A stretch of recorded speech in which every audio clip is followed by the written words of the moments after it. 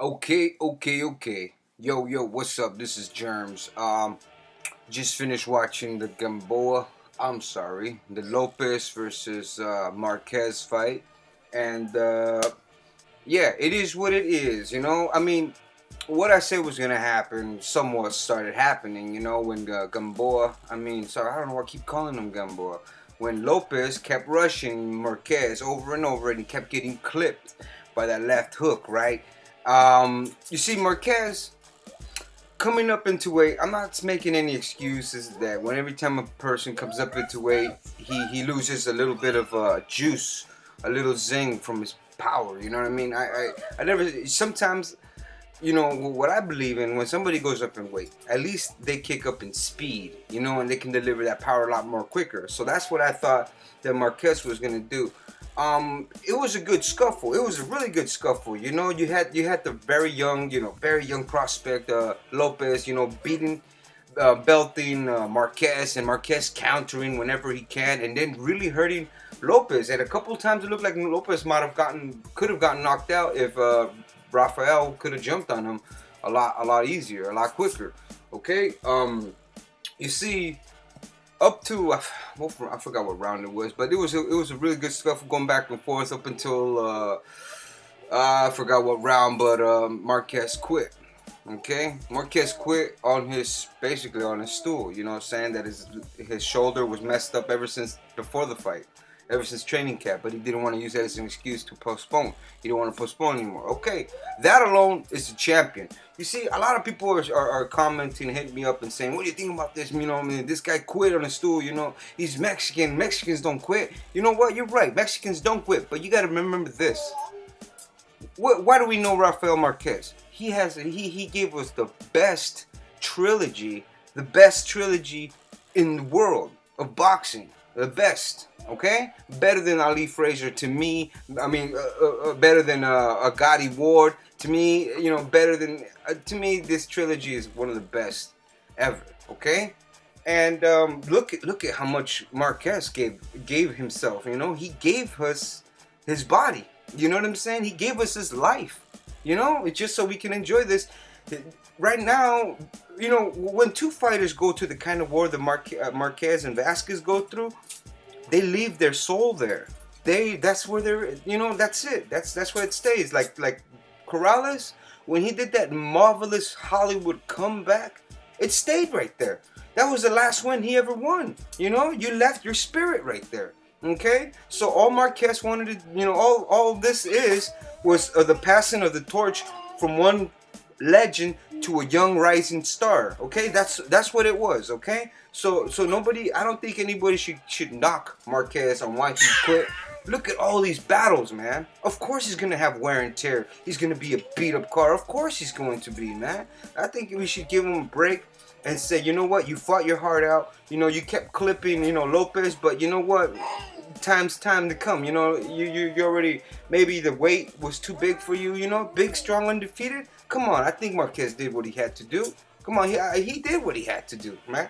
And okay, so I was wrong. He didn't win. Okay, so he didn't win. I didn't put that in consideration. All those fights. And that left hook, obviously, that's his power.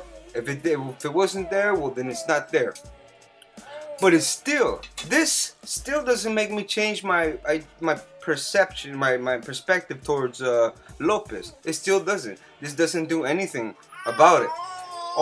The only thing now that I can say is that Lopez is a knockout waiting to happen, because he does get caught a lot with that punch.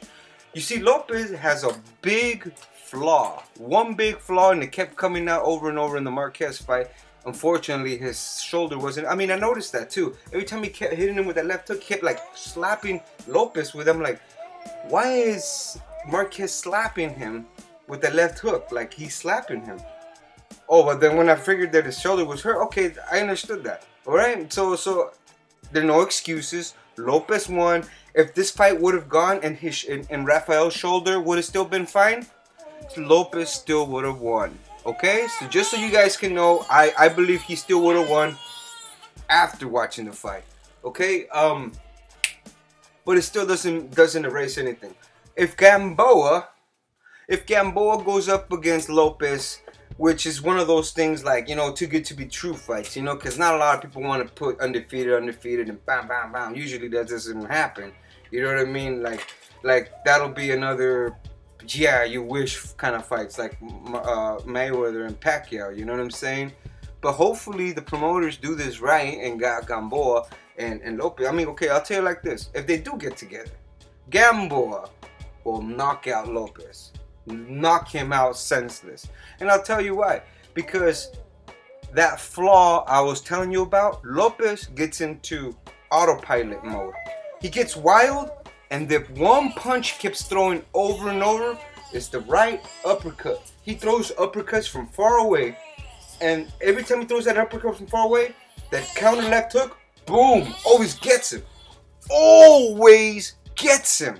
That counter left hook. What's his name? That one Filipino dude that he fought last. Concepcion. Concepcion dropped him with that counter left hook. Marquez wobbled him and staggered him 2-3 times with that left hook. He can't keep throwing that left hook from far away, man. If Gamboa touches Lopez with one of those left hooks, that's it for him. You know, and that's how I see that fight unfolding. Is that Gamboa is gonna catch him inside, you know, because one common denominator would be Margin Matagua. When he went up against Lopez, he belted Lopez and then he almost knocked out Lopez in the last round. And then Gamboa came and iced him in 2 rounds, you know. So I think that's what's gonna happen. You know, these two get together, they played their cards right. Gamboa, I think, can really knock out and hurt Lopez. I wasn't really a big fan of Gamboa. You know, to me, I don't really like prospects, hyped up prospects. I'm against hyped up prospects because every time they always get proved. You know, they always get exposed. You know, but sometimes they do prove themselves to be a little bit more legit than that we give them credit for.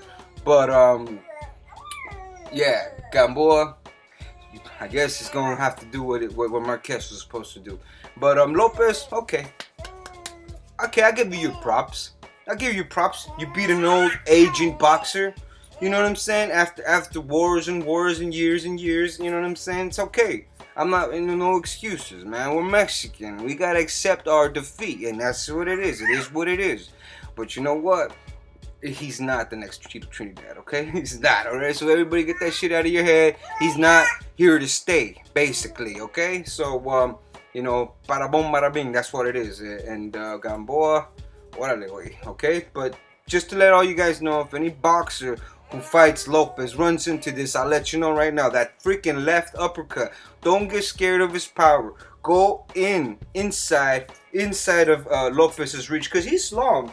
Lopez is really long, and he beats you when you're standing too far out or in between. But if you're way inside, you have a big chance to knock out Lopez. If you're all the way inside, mixing it up, he always throws that right uppercut. And look at it. Every time I throw the right uppercut, hello.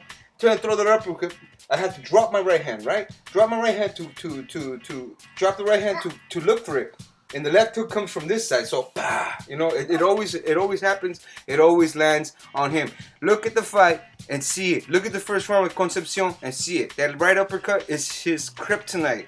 You know, I don't really see him land that punch all the time. I don't know why he keeps throwing that. That's like his crutch punch. But counter that right uppercut with the left hook, and that's the way you will knock out Lopez. Okay? Marquez couldn't do it.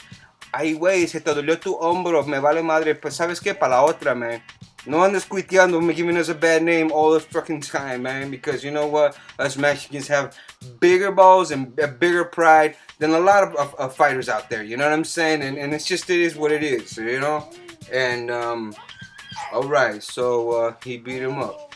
Okay, that's what it is. Alright, so it's JERMZ won. JERMZ Boxing World Heavyweight Championship. Fucking Rocky and what's his name? Clubber Lang. Do your thing. It's all about the goddamn thing, the same thing. Alright? JERMZ won. Boxing. I'm out.